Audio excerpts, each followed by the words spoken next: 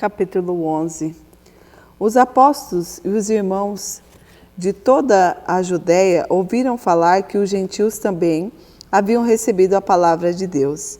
Assim, quando Pedro subiu a Jerusalém, os que eram do partido do circunciso o criticavam, dizendo: Você entrou na casa de um homem incircunciso e comeu com eles.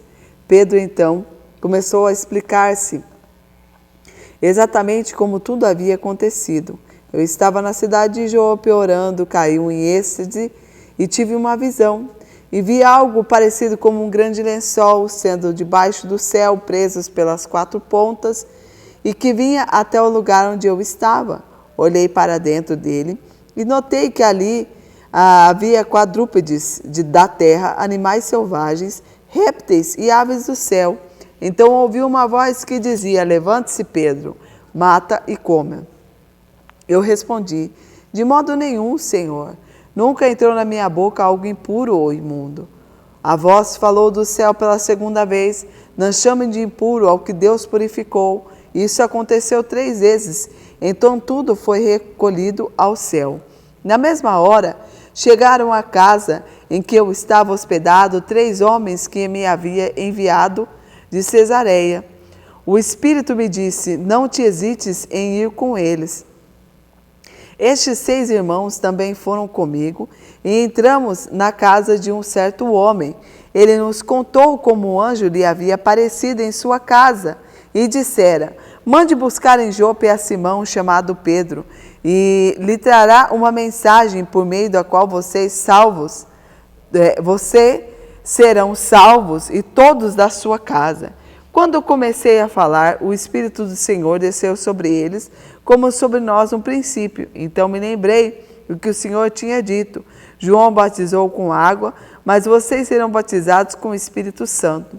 Se, pois, Deus lhe deu o mesmo dom que tinha dado a cada um de nós que cremos no Senhor Jesus, quem era eu para pensar a opor-me a Deus? Ouvindo isso, não apresentaram mais objeções e louvaram a Deus, dizendo: Então Deus concedeu arrependimento para a vida até mesmo aos gentios.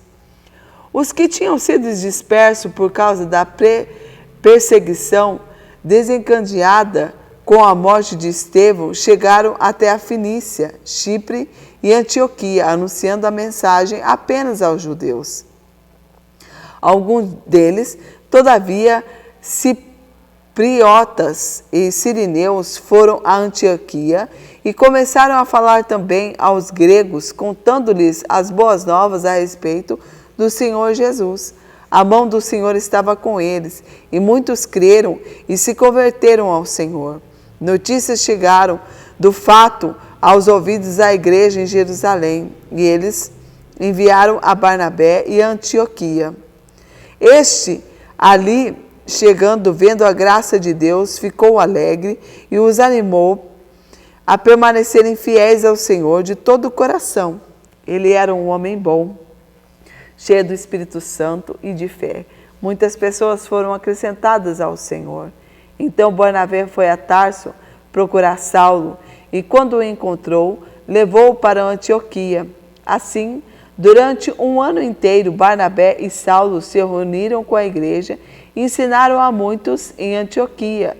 Os discípulos foram pela primeira vez chamados cristãos. Naqueles dias, alguns profetas desceram de Jerusalém para Antioquia. Um deles, Ágapo, levantou-se pelo Espírito e predisse que uma grande fome sobreviria a todo o mundo romano, o que aconteceu durante o reinado de Cláudio. Os discípulos, cada um deles, segundo a sua possibilidade, decidiram providenciar ajuda para os irmãos que viviam na Judéia. E o fizeram enviando suas ofertas aos presbíteros pela mão de Barnabé e de Saulo. Que Deus abençoe e até amanhã.